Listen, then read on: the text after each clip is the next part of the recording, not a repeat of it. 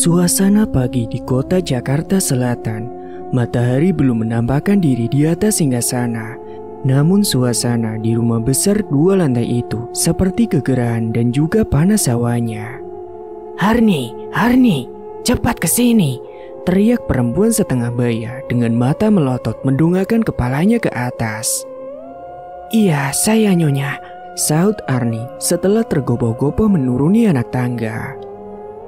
"Kamu itu ya, dipanggil lama sekali. Kamu tuli ya?" Perempuan berambut pirang itu menatap Arni dengan tatapan penuh amarah. Dia adalah Selin, majikan dari Arni. Perempuan glamor plus galak macam singa betina yang sedang datang bulan. Hampir setiap harinya mengomel dan marah-marah. Alasannya pun bahkan tidak jelas. Terkadang masalah kantor terbawa sampai di rumah, hingga Arnilah yang menjadi samsak kemarahannya. "Nih, kemejaku sudah disetrika atau belum?" 1 lembar kemeja putih dilempar asal ke arah wajah Arni. "Tapi sudahnya kemarin." "Kok masih kusut kayak mukamu? Kamu gak lihat? Itu coba kamu lihat dengan jelas. Punya mata tuh kalau lihat tuh yang bener," ucap Selin sembari menyilangkan kedua tangannya tanda dirinya sedang angkuh. "Cepat sana kamu gosok ulang. Aku gak mau ya di kantor nanti penampilanku paling kumal kayak pembantunya. Cepat buruan." Arni pun kemudian segera berlalu sambil menahan air mata yang hampir jatuh. Hatinya sedang tidak baik-baik saja. Dia bingung memikirkan anak perempuannya yang ditinggalkan di kampung. "Sabar Yondo, kalau sudah gajian, ibu akan bawa kamu ke Jakarta." Sambil menggosok kemeja putih lengan pendek tersebut, Arni mengusap air matanya yang sudah menetes. Arni adalah seorang pembantu rumah tangga yang berusia 45 tahun. Dia memiliki seorang putri bernama Bella Nur Sofia. Bukan tanpa alasan kenapa Arni meninggalkan Bella di kampung. Itu semua dikarenakan dia tidak memiliki ongkos untuk berdua menuju ke Jakarta pada saat itu. "Bu Arni, cepat kemari, Mbok!" teriak pemuda bertubuh atletis. Dia sama persis seperti perempuan rambut pirang tadi. "Iya Mas Delon, sebentar," sahut Arni sambil menghela napasnya. Selain dimarahi Selin, dia juga suka dibentak oleh Delon yang adalah putra dari Selin. "Di mana sarapanku, Mbok? Sudah siap atau belum?" "Sudah Mas, mau saya bawakan ke kamar?" "Ya iyalah, sudah tahu pakai nanya, dasar dungu," ucap Delon mengejek. Kemudian sebelum membawakan makanan ke kamar Delon di lantai 2, Arni terlebih dahulu membawa kemeja Selin yang sudah disetrika. Perempuan berambut panjang namun suka dicepol berjalan tergesa-gesa sampai kakinya terantuk ujung kaki meja. Baru saja keluar dari kamar Selin, suara pemuda 20 tahun itu sudah menyambar ke rongga telinga Arni. "Bu Arni, mana sarapanku? Lama banget sih." Sontak Arni pun menepuk jidatnya. Dia lupa membawakan sepiring roti isi telur pada anak majikannya yang begitu manja sekali. "Sabar Den, sabar." Begitulah Arni ketika di dalam rumah mewah bak neraka tersebut yang menghancurkan mentalnya. Demi Bella, dia bertahan dan menguatkan hatinya. Hidup menjadi seorang janda bukanlah pilihannya. Akan tetapi, takdir Allah yang memilihnya menjadi janda. Arni ditinggal mati oleh Rohmat, mendiang suaminya beberapa bulan lalu karena kecelakaan. Dan semenjak itulah Arni pun menjanda. "Nanti kamarku jangan dibersihkan dulu, Mbok. Masih banyak barang-barang penting yang berserakan di lantai," pesan Delon saat berpapasan dengan Arni di meja makan. "Tapi Den," Arni tidak melanjutkan ucapannya. Pemuda 20 tahun itu membalikkan tubuhnya menghadap si Arni. "Kenapa? Kalau Nyonya marah gimana?" "Urusan kamu itu, Mbok, bukan urusanku." Setelah berucap demikian, Delon pun beranjak pergi tanpa mengucapkan sepatah kata lagi. Arni hanya mengelus dada sambil beristighfar. Ibarat pepatah mengatakan, buah jatuh tidak jauh dari pohonnya. Begitulah gambaran Selin dan Delon. Mereka memiliki sifat yang kurang baik pada pekerja di rumahnya, makanya jarang ada yang betah. Selin adalah perempuan setengah baya yang bekerja di salah satu instansi Jakarta Pusat. Suaminya saat ini sedang bertugas ke luar negeri. Jangan ngelamun aja, rapikan kamarku. Kutunggu 15 menit. Suara yang mirip gemuruh guntur itu mengagetkan si Arni. Baik Nyonya. Sang majikan menunggunya di luar kamar. Sudah menjadi kebiasaan Selin memantau Arni manakala merapikan dan membersihkan kamarnya. Selin takut barang berharga ataupun uang yang dia simpan dicuri oleh Arni. Ketika kamar sudah dibersihkan, Selin akan menguncinya, kemudian dia pergi ke kantor dengan merasa tenang. Padahal sama sekali Arni tidak ada niatan jahat demikian. Dan ketika semuanya sudah pergi, barulah Arni bisa bernapas lega. Itu artinya tidak ada lagi yang membentak dan memarahinya sampai menjelang maghrib nanti. Suasana akan berbeda jika ada majikan laki-lakinya. Arni sedikit tenang menjalani rutinitasnya sebagai pembantu. Karena suami Selin adalah orang yang lembut, tidak pernah marah, berbanding terbalik dengan perilaku istrinya. Perempuan berciri khas dengan rambut dicepol itu sebenarnya menyimpan rasa sakit hati yang mendalam pada majikan perempuannya. Tetapi karena membutuhkan pekerjaan itu, Arni terpaksa bersabar sampai waktu yang tepat baginya untuk melawan. Singkat waktu, menjelang maghrib, semua pekerjaan rumah sudah selesai. Arni sudah menyiapkan makan malam di atas meja makan. Jantungnya berdebar karena dia hafal jika Selin sudah sampai di rumah. Pasti perempuan berambut pirang dan berbibir merah itu akan menyerangnya dengan kata-kata yang menyakitkan. Dan itu pasti terjadi jika suasana hati majikannya sedang tidak baik-baik saja. Suara deru mesin mulai memasuki halaman rumah bercat telur asin. Mobil sedan berwarna hitam metalik pun akhirnya terparkir di depan. Arni, ulang Selin yang tidak sabaran. Arni pun bergegas berlari menghampiri perempuan langsing itu. Lelet banget sih kamu, bawakan belanjaan tuh, ditata yang rapi sesuai dengan tempatnya. Baik Nyonya. Arni pun cepat-cepat menenteng beberapa belanjaan yang terbungkus plastik putih dari dalam bagasi mobil. Dia juga dibantu oleh sopir pribadi milik Selin. Arni pun gegas merapikan semua belanjaan ke tempatnya. Belum selesai dirapikan, tiba-tiba dia mendengar suara teriakan yang melengking dari atas. Ya ampun Arni, sini kamu. Astaga, aku... Udah sana, ini biar saya yang selesaikan, bisik Jajang, sopir pribadi dari Selin. Arni pun mengangguk dan berlari ke lantai 2. Sesampainya di sana, perempuan 45 tahun itu seperti sedang dihadang makhluk mengerikan. Kenapa kamar Tilon masih berantakan? Selin menatap Arni melotot lebar. Dia juga memegangi kepalanya seraya menjambak rambut pirangnya. Anunya, Mas Tilon yang... kamu ini banyak alasan. Dasar pembantu malas. Selin pun menarik tangan Arni. Lalu dia mendorong perempuan 45 tahun itu dengan kasar sampai tersungkur di depan kamar Tilon. Arni tidak dibiarkan menjelaskan alasan sebenarnya. Selin marah seperti kesetanan.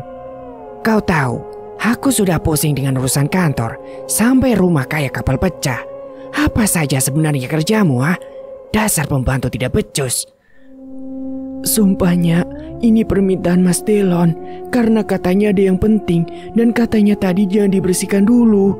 Suara Arni gemetaran dan telapak tangannya begitu dingin. Halah, kamunya saja yang malas, malah nyalain anakku. Selin pun kemudian memasuki kamar putranya. Kedua matanya menyalang tajam mengitari kamar yang penuh dengan kertas berkas-berkas berantakan di lantai kamar. Di sudut meja ada beberapa botol miras. Tisu bekas berserakan dari atas tempat tidur hingga ke lantai menuju toilet. Astaga Tilon, Selin menggelengkan kepalanya. Selin merasa jijik. Dia adalah wanita yang suka kebersihan dan begitu melihat kamar Tilon, bulu kuduknya berdiri semua. Arni pun bergegas mengambil sapu dan tempat sampah. Dia harus menyelesaikan pekerjaannya. Kalau tidak, Delon akan mengamuk karena pagi sebelum berangkat ke kampus dia sudah berpesan jangan menyentuh kamarnya. Selin berdiri saja sambil menyilangkan kedua tangannya. Amarahnya mulai reda, tidak lagi uring-uringan dan juga membabi buta. Nanti buatkan aku wedang teh jahe, Ar. Biar pikiranku ini jadi tenang. Maaf ya soal tadi. Suaranya pun kini bahkan mulai terkontrol. Baik Nyonya. Dan singkat cerita, Arni pun memenuhi janjinya untuk menjemput Bella. Dia juga minta izin pada sang majikan untuk menyewa kontrakan. Untung saja saat itu Selin sedang tidak uring-uringan, maka Arni pun mengantongi izin untuk si Arni. Kita ngontrak aja ya Nduk, kata Arni sambil meletakkan tas berisi pakaian. Bella pun tersenyum. Iya Bu, di sini asalkan bareng sama ibu udah bikin Bella betah kok. Gadis 19 tahun itu menyunggingkan senyum menatap ke arah ibunya. Besok kita pergi cari kampus mana yang kamu inginkan Yondo. Ibu punya simpanan sekaligus gaji dari Nyonya Selin. Meskipun dia galak, tapi soal uang dia itu royal Nduk, terang ibunya. Arni dan Bella pun kemudian tinggal di sebuah kontrakan berukuran sedang dan cukup untuk mereka berdua tempati. Satu ruang tamu sekaligus dijadikan kamar, dapur mini dan kamar mandi. Harganya pun terjangkau per bulannya, ditambah lagi tidak jauh dari tempat dia bekerja. Pagi-pagi buta, Arni pun mengajak Bella ke rumah majikannya untuk memperkenalkan gadis itu, sekaligus izin mencari kampus yang nantinya Bella kuliah di sana. Oh, ini anakmu toh? Selin menatap Bella dengan tatapan tajam. Iya Nyonya, saya Bella. Bella pun mengangguk takut sekaligus malu. Dia hendak menyalami Selin, tetapi gak usah. Emangnya ini di kampung, apa-apa disalimi terus sungkem. Gak sudi aku. Mendengar hal itu, Bella pun menatap ibunya. Sedikit lagi hampir saja menangis gara-gara mendengarkan ucapan ketus dari sang majikan tempat ibunya bekerja. Memangnya mau kuliah di mana? Tanya Selin. Dia duduk di kursi sambil menikmati teh hangat sebelum sarapan. Bella belum tahu tante, nanti mau nyari dulu, ujar Bella. Kalau gitu, di tempat Delon kuliah aja supaya kamu diawasi olehnya. Aku gak mau ya, nanti terjadi apa-apa sama kamu. Ini Jakarta bukan desa, bisa saja kamu diperkosa, terus hamil. Aku gak mau ya, namaku nanti jadi kecoreng. Maksud Nyonya, tanya Arni yang tidak mengerti. Dasar bodoh, gitu aja kamu gak paham. Selin pun mengibaskan rambutnya ke bahu. Kalian ini kan kerja di sini, masa ada berita pembantu Nyonya Selin yang terhormat Hamidun? Aku tidak mau menanggung aib akibat orang lain. Selin kemudian meletakkan cangkir teh bercorak bunga mawar itu ke meja yang ada di hadapannya. Arni dan Bella pun terdiam. Jika meladeni ucapan sang majikan, sudah pasti tidak akan habis. Yang ada justru akan menambah sakit hati. Tenang saja, soal biaya kuliah Bella, aku biayain. Asalkan dia bekerja juga di rumah ini. Di dunia ini tidak ada yang gratis. Sudah, begitu saja, ucap perempuan berambut pirang itu. Baik tante. Tante, sama seperti ibumu memanggil diriku. Iya Nyonya. Arni dan Bella pun menyetujui tawarannya. Hitung-hitung mendapatkan rezeki, meski harus menelan pahitnya empedu kehidupan dan juga tajamnya lidah Selin. Singkat cerita, Bella pun satu kampus dengan Delon. Pemuda 20 tahun itu bertindak semena-mena, padahal mereka tidak satu kelas dan satu jurusan. Hei babu, panggil Delon cengengesan. Bella pun diam saja karena merasa bukan namanya. Kamu ini sudah mirip sekali sama ibumu ya. Delon menghampiri Bella di koridor Fakultas Ekonomi. Hei budak, dipanggil kok malah gak nyaut. Mas Delon manggil saya, tanya gadis berkulit putih susu itu. Lah terus siapa? Manggil hantu gitu? Ya kamulah, dasar bodoh. Nama saya Bella mas, bukan babu. Setidaknya mas punya etika cara memanggil orang yang tidak kita kenal, kata Bella. Delon pun tersenyum kecut.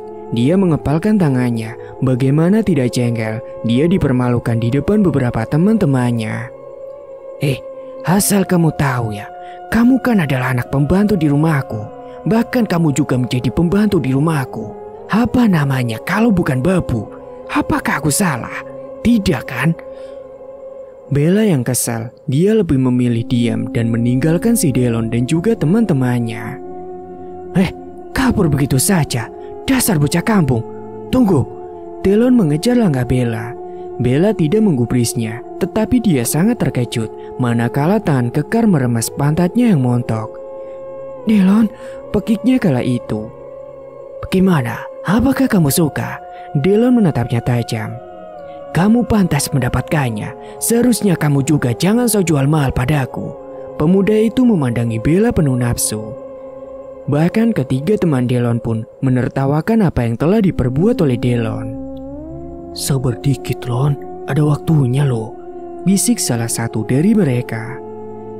Memang Bella ini memiliki paras yang cantik. Siapa saja pasti bakal tertarik.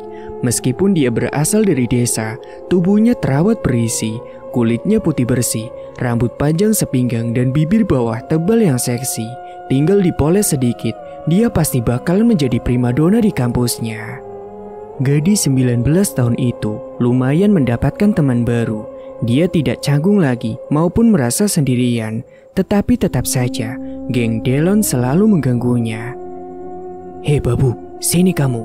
Delon mengadangnya di kantin. Beberapa teman Bella membubarkan diri karena mereka tahu siapa Delon. Pemuda bekejulan itu memang terkenal premanisme di kampusnya. Bella pun kemudian dikelilingi ketiga teman Delon. Belikan aku pecel lele, kata Delon.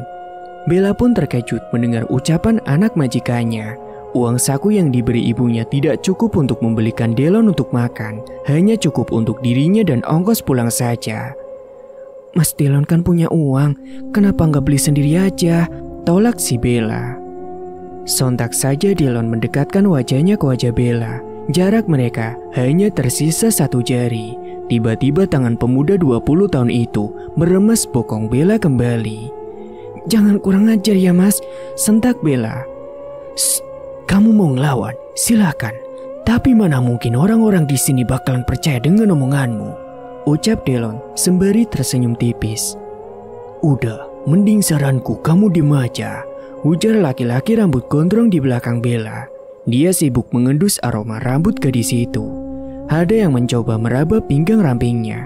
Bella berusaha pergi dari keempat binatang buas itu. Kamu itu harus nurut aja, kamu gak mau kan?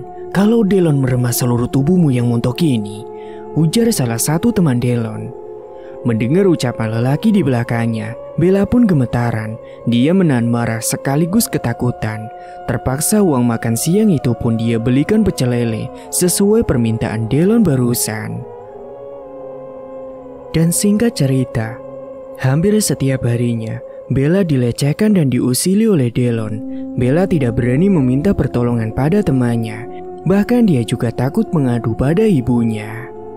Dan hal itu pun membuat gadis cantik itu tidak bersemangat untuk kuliah.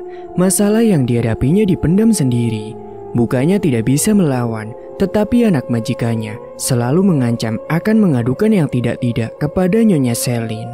Sekaligus mengancam akan memecat ibunya dari pekerjaannya. Bella juga menyesal mengapa dia mau menerima tawaran dibiayai kuliah oleh Selin sehingga dia merasa terikat begini. Ketika berada di rumah, Delon seperti anak yang baik. Dia tidak menunjukkan sikap jeleknya pada sang ibu. Di depan Bella pun dia pura-pura cuek jika sudah di rumah. Padahal jika mereka berpapasan, Bella tersudut, bingung dan harus apa. Tangan kekar Delon suka mampir ke badan montok milik gadis itu. Untung saja setiap jam 7 malam Arni dan Bella sudah bisa pulang ke kontrakan. Jika tidak, hidup Bella tidak tenang diganggu oleh Delon terus-menerus. Singkat cerita, hari-hari Bella semakin tertekan. Ingin rasanya dia mengadukan semuanya kepada ibunya. Tapi gadis 19 tahun itu tidak mau sang ibu kepikiran ataupun terbebani dengan masalahnya.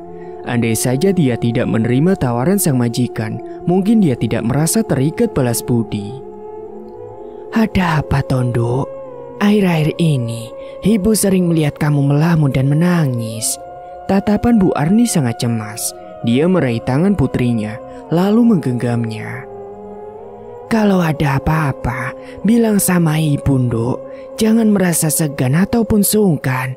Kalau kamu gak mau cerita, itu berarti kamu tidak menganggap ibu bukan ibu kandungmu. Karena desakan ibunya, Bella pun terpaksa menceritakan apa yang sedang mengganjal hatinya. Dan tentu saja, Bu Arni pun terkejut melihat penuturan dari putranya. Astagfirullah, dan Delon ngelakuin hal itu padamu, Dok. Arni meremas ujung dasternya. Keterlaluan, mentang-mentang anak orang kaya, dia berbuat seenaknya, ucap Arni, namun dia hanya membatin. Dilawan saja, Nduk, biar tidak keterlaluan. Urusan Nyonya Selin itu urusan ibu. Misalnya di penjara juga ibu tak masalah. Yang penting kamu tidak dilecehkan begitu lagi, Nduk. Bella pun mengangguk, lalu memeluk perempuan 45 tahun itu dengan sangat erat. Hatinya kini sedikit lega dan tenang karena Bella mendapatkan dukungan dan juga perlindungan dari orang terkasihnya. Dan singkat waktu, Bella berangkat dulu ya, Bu. Gadis cantik dan montok itu pun sudah rapi dengan pakaian yang tertutup dan sopan. Dia tak rela jika berpakaian sedikit terbuka akan menjadi suguhan bagi Delon. Bella pulangnya juga agak malam, Bu. Nanti ada acara di kampus. Nanti Bella telepon ibu ya. Gadis itu pun mengecup punggung telapak tangan ibunya. Iya, Nduk. Kamu jaga diri baik-baik ya. Hati Arni mendadak menjadi tidak enak. Perempuan bertubuh gembal itu memiliki firasat buruk. Rasanya dia tidak rela jika Bella pergi hingga malam. Dan singkat waktu, sudah hampir jam 10 malam, acara di kampus Bella masih terus berlangsung. Pensi, drama, rock climbing, dan masih banyak lagi. Bella mengawasi jam digital di handphonenya. Dia gelisah, ditambah lagi suara halilintar menggelegar di langit yang senyap. Nampaknya pertanda malam ini akan turun hujan deras. Gadis berusia 19 tahun itu gelisah tidak karu-karuan.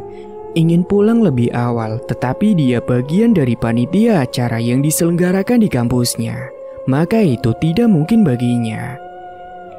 Dari kejauhan, Bella tidak menyadari jika dirinya tengah diperhatikan 4 pemuda yang selalu mengganggunya. Siapa lagi kalau bukan Delon dan 3 teman sekelasnya.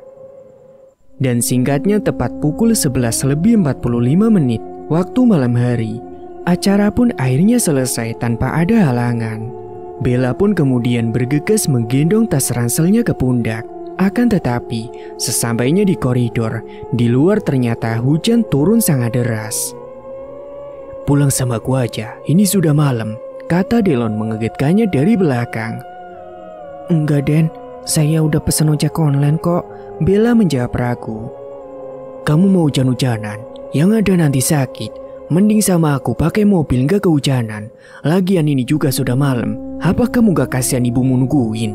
Desak Delon lagi yang berpura-pura baik. Bella pun kemudian nampak berpikir sejenak sambil menimbang-nimbang tawaran dari anak majikannya. Lagian kita kan juga searah. Iya sudah deh kalau begitu.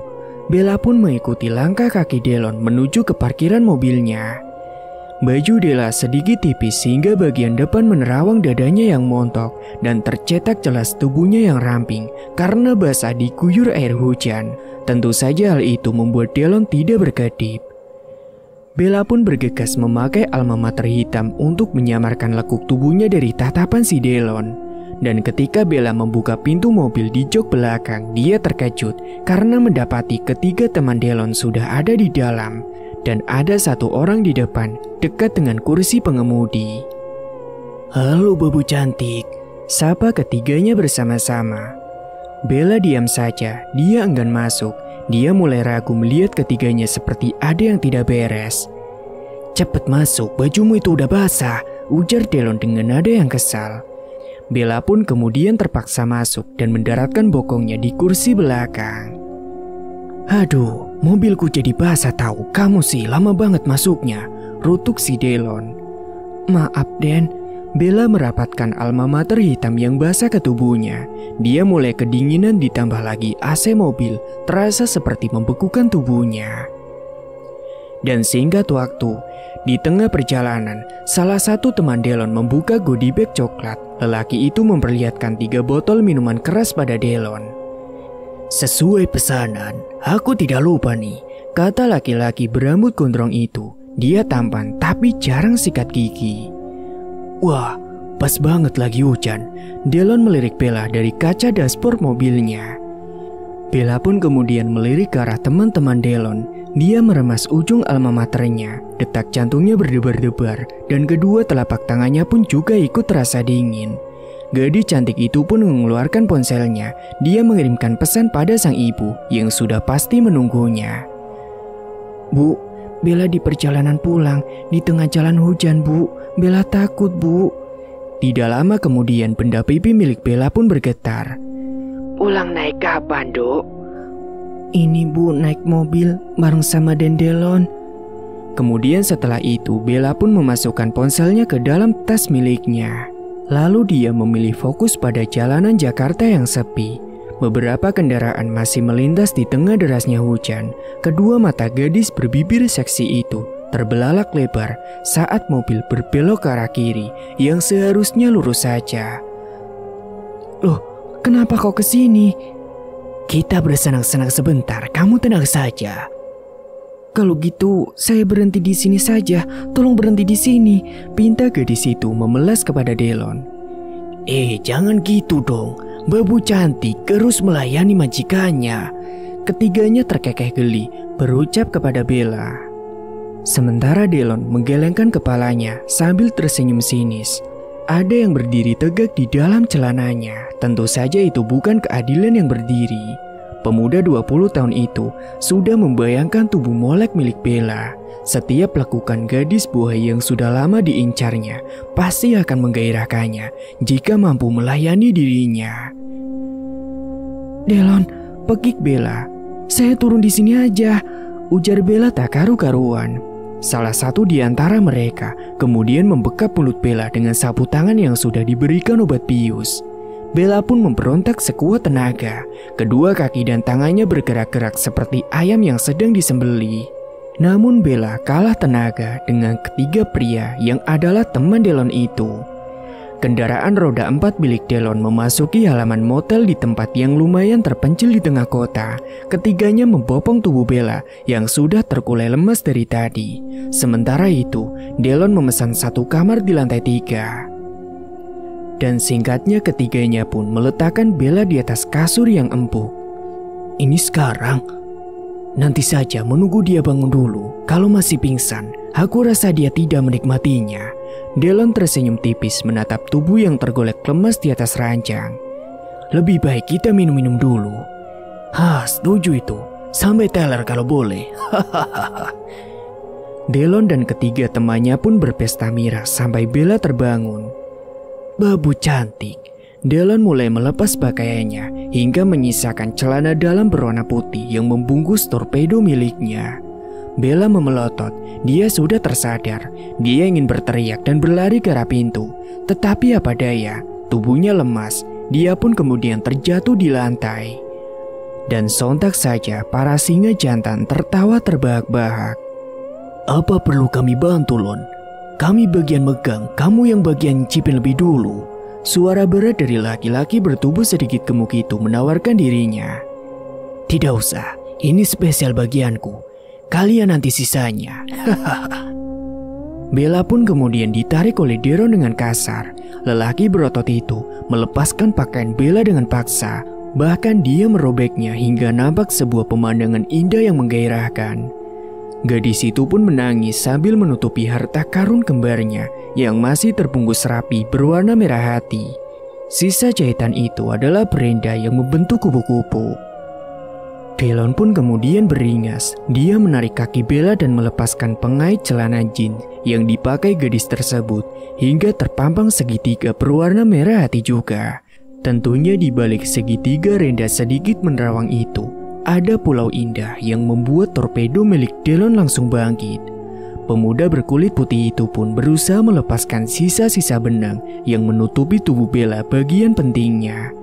Bella hanya bisa menangis dan berteriak, bukannya ditolong maupun iba, justru mereka tertawa terbahak-bahak seperti melihat pertunjukan yang memukau. Delon pun menindihnya sampai Bella tidak bisa berkutik. Lelaki biadab itu berhasil menembus mahkota yang selama ini dia jaga, dan darah pun mulai mengalir di antara kedua paha Bella. Bella pun lemas, air matanya mengalir deras seperti hujan di luar sana. Dadanya terasa sakit, pun dengan liang di antara pahanya, perih tak terkira. "Dasar jahat, laki-laki biadab," umpat Bella. Namun tamparan keras justru melayang ke pipi Bella. "Kamu jangan munafik, kamu juga menikmatinya kan?" kata Delon. Dia tergeletak di sisi Bella. Dan tanpa disuruh lagi, ketiga teman Delon pun ikut mencicipi kenikmatan gila itu. Satu persatu mereka menggilir Bella dengan rakus, tanpa ampun dan juga tanpa belas kasih. Sungguh sangat tragis sekali. Singa-singa jantan itu mengulum bibir hingga bagian-bagian tubuh Bella yang intim. Bella hanya pasrah, tubuhnya tak lagi bertenaga. Dia diam saja sembari beruraian air mata, tanda dia sedang sangat-sangat bersedih. Singkat cerita, "Bella, Dok," pekik Arnie ketika dia baru saja datang dan memasuki kamar motel tempat Bella berada. Arnie dikirimi pesan singkat melalui WA oleh Bella. Sontak saja perempuan 45 tahun itu segera menyusul putrinya. Bu Arnie kini memeluk tubuh Bella. Dia menangis sejadi-jadinya. Perempuan yang biasa mencepol rambutnya pun segera membawa putrinya untuk pulang. Sepanjang perjalanan pulang sampai ke kontrakan, Bella tidak berbicara. Itu membuat Bu Arnie kebingungan. Tapi yang jelas, dia mengetahui ada yang tidak beres dengan putrinya. Sesuatu yang buruk pasti telah terjadi padanya. Dan betapa hancur hati Arnie ketika mendapati Bella terkulai lemas di atas kasur. Tanpa sehelai benang pun, tubuh gadis itu hanya ditutupi dengan selimut. Setelah 2 jam di kamar, Bella tak juga bercerita siapa yang telah merenggut mahkotanya. Hal ini membuat Arnie kebingungan dan juga terpukul. Kerja pun menjadi tidak tenang. Bu Arnie pun terpaksa meninggalkan Bella sendirian di kontrakan.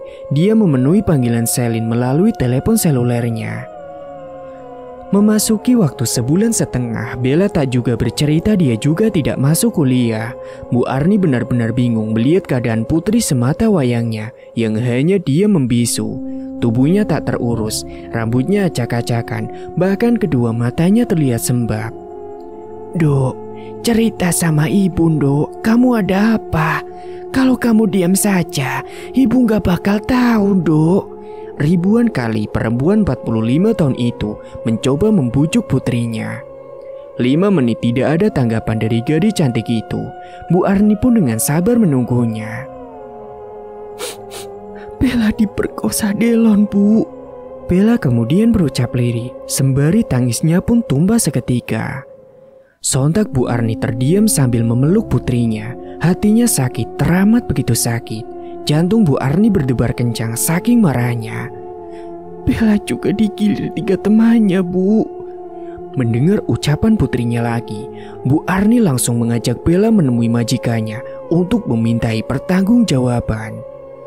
Dan kala itu, pukul 8 malam, Bu Arnie dan Bella menghadap Celine, tetapi perempuan berambut pirang itu mengelak dan menyagat tuduhan tidak baik yang ditujukan kepada putranya.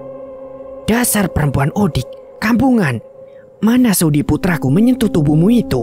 Cepat bawa pergi Bella dari sini," ucap Celine yang menyangkal tuduhan mereka berdua. Bu Arnie pun geram melihat reaksi Celine. Bukannya membela Bella yang malang, justru memutarbalikkan fakta dan mencaci.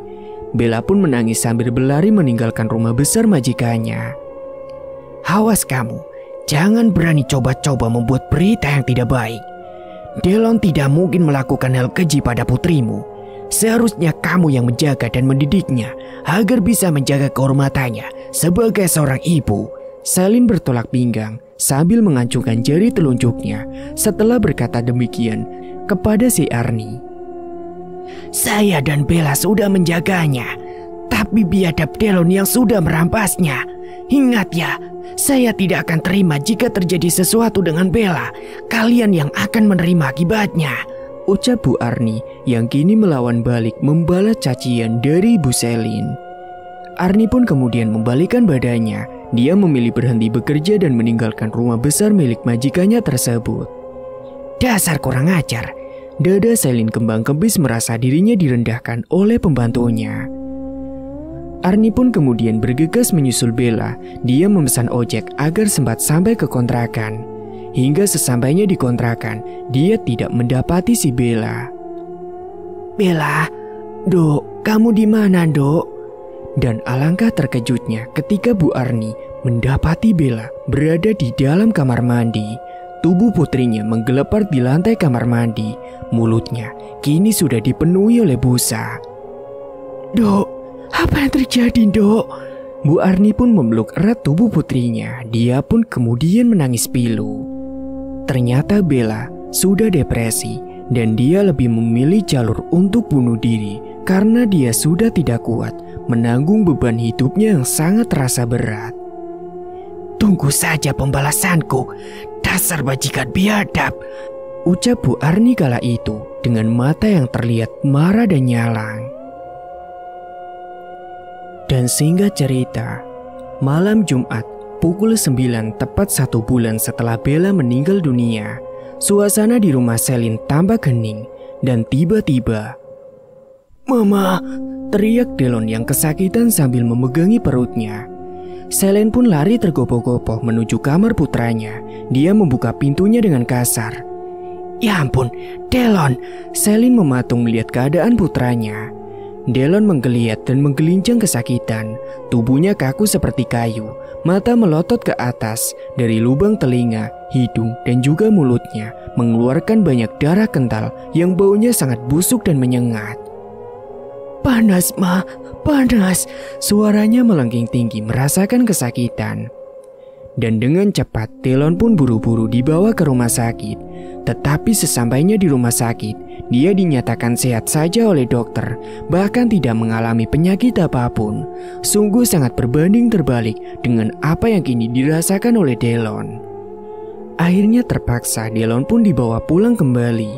Hingga sesampainya di rumah, dia pun menderita lagi. Delon sakit misterius selama 1 minggu. Kemudian disusul oleh Selin.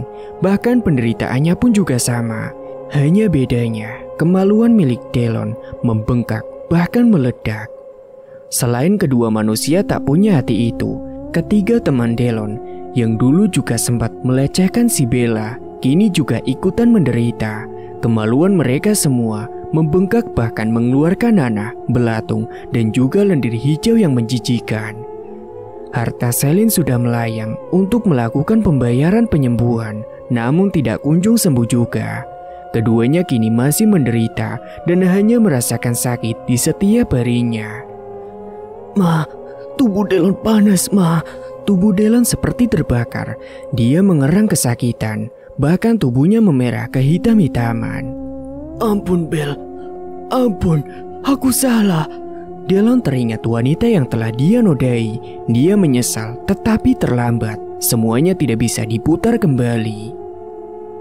Sedangkan di kamar Selin, dia juga merintih kesakitan, menangis pilu. Bagaimana hendak menolong Delon, dia sendiri pun juga kesulitan. Sudah gonta-ganti perawat, tapi tidak ada yang kuat dan betah. Aroma darah dan busuk menusuk hidung mereka, sehingga mereka mual dan juga muntah-muntah. Bahkan banyak belatung yang berceceran di lantai yang berasal dari kemaluan si Delon. Bahkan di setiap waktu selesai subuh hingga menjelang malam, Delon dan ibunya hanya kesakitan, berteriak, menangis, dan juga merintih. Delon pun depresi, hingga akhirnya dia pun meninggal dunia. Hingga 2 hari kemudian, Selin pun menyusul putranya. Luka di dadanya terlalu parah hingga berlubang bahkan dipenuhi oleh belatung. Bahkan tidak lama setelahnya, ketiga teman Delon yang dulunya juga pernah ikut melecehkan si Bella, akhirnya meninggal dengan penderitaan yang berat sama seperti Delon. Mereka juga dihantui wajah hantu dari Bella. Setiap malam selalu mendapatkan teror suara-suara lengkingan minta tolong. Suara itu mirip sekali seperti suara Bella ketika dulu sedang dilecehkan. Dan singkatnya, setelah semua pelaku kejahatan itu meninggal dengan cara tidak wajar, polisi kemudian menemui Arni dan menjelaskan sebab kematian putrinya. "Permisi, Bu, kami hanya melaporkan kalau saudari Bella itu telah mengalami depresi berat. Bahkan hasil autopsi, dia itu hamil, Bu." Sontak kedua mata Arni berkaca-kaca tak kuasa menahan sedih yang begitu menyedihkan setelah mengetahui fakta tersebut. Setelah 1 bulan Bella dimakamkan, dia merasa sedih kenapa putrinya harus menjadi korban dari para bajingan-bajingan terkutuk. Pergilah dengan tenang, Dok. Ibu sudah melakukan yang terbaik untukmu. Ibu juga sudah membalaskan dendammu, Dok. Mereka semua yang pernah menyakitimu kini juga sudah tiada di dunia ini. Ibu harap mereka kekal di neraka, Dok.